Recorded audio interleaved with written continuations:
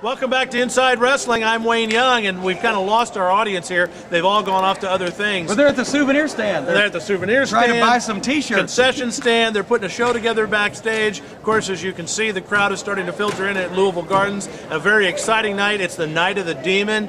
And, Jim, that leads us into the obvious question. A number of the guys on the card here this evening are guys that we can expect to see in the World Wrestling Federation before long. No doubt about it. It's just a matter of time. You've got guys, like I said, like the NCAA heavyweight wrestling champion from Minnesota this year, Brock Lesnar, who's a tremendous blue chip prospect. Of course, Mark Henry is here trying to retool, trying to find his aggressiveness. And the Big Show is here because of the situation with the Demon Leviathan and the Disciples of Sin.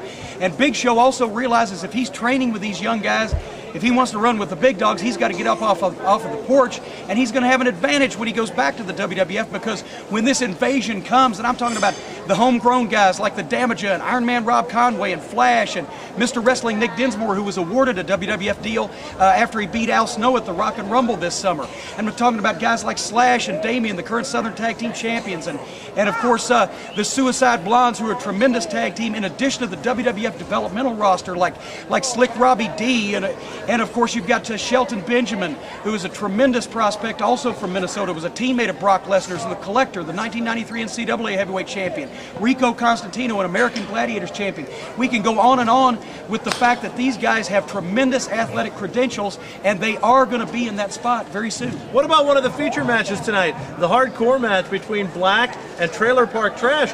You got kind of an added incentive there for Mr. Black. Well, yeah, you know, if Trailer Park Trash loses, then Trailer Park Trash, who I consider the heart and soul of OVW, is going to have to leave Ohio Valley Wrestling. That's part of the stipulation, pre-match stipulation of the contract. However, if Mr. Black loses, and I sincerely hope that's the case, then Kenny Bolin, my old pal, my old childhood friend, is going to be gone from Ohio Valley Wrestling. And I think it would be a kinder and a gentler OVW if that shyster, that crook, Kenny Bolin wasn't around. He is so crooked.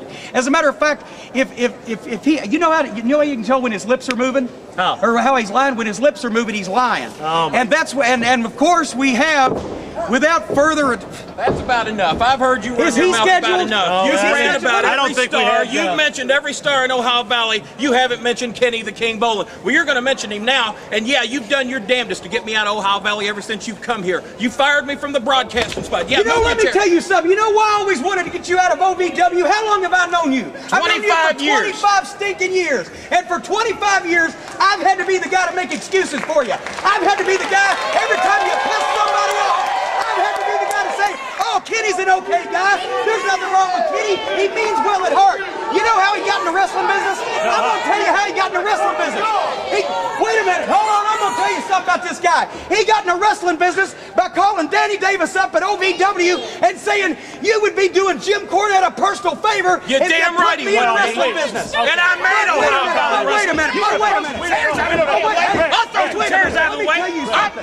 Let me tell you something else. You know what the truth was? The truth was I never told Danny Davis to do nothing because he's been an embarrassment to me ever since I've known him. That's a damn lie. You've had 20 different jobs in 25 years. That's a damn lie.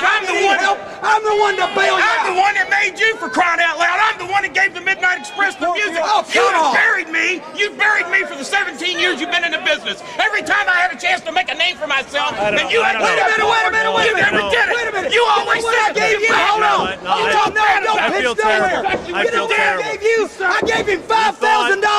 I gave him $5,000 to bail him out of a mess. The last time he tried some shyster scam. It's falling apart here. I wouldn't give it to you. Apart. I made you I pay thought me that back, we and that's had what Jim your Cornette stinking scheduled this problem evening. I swear, got him. Kenny Bolin on the show with all the problems. We're going to have to take a break. It's all cleared up. We'll be back with more right after these. Don't go away. My God.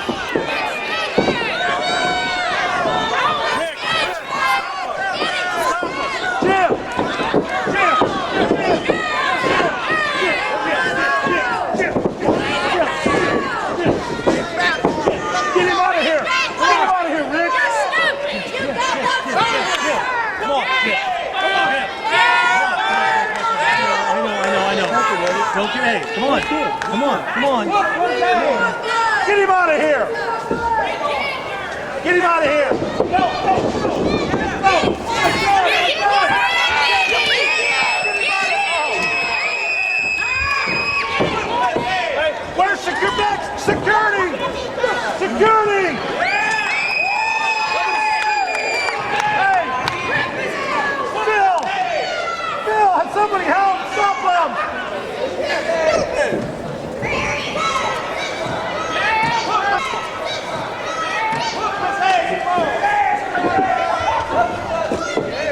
Oh my God.